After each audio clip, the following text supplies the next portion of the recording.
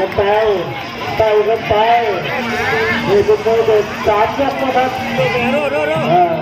ส่งเสริมให้เด็กก็มีการแสดงออกนะครับอยากเข้าหาทางด้านฝ่ายแดงไม่พอเนี่ยพูดเสมอโยมึงเลยแดงกัน ออกอาวุธโต้ดันเข้าเลยดันเข้าเท่าผมจะมาเปิดคุณไปในยกที่คุณคุณมาจะได้เอาแต่ไม่น่าจับเจอกันที่ครับทุกคนกรรมการจะมีคำสั่งเป็นไงดีมาโดยเข้าไปในพื้นที่สุดท้ายเข้าหัวแล้วกันเลยของตัวมาเอาดิจะหนีที่ไหนโดยที่มันแพ้เดี๋ยวนี้คู่ไปเราจะมองหาผู้เลี้ยงเราจะหาผู้ช่วยมาเอายังไงมันเจอมันแข้งขวาของเพื่อไทยแต่แพ้ของทุกคนนะครับ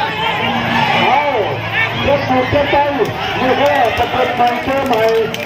ของแท้เลยดูแค่ตุ้งตุ้ง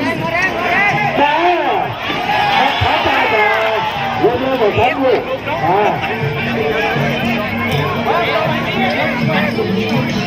แล้วมาเองเขาจะเข้าหา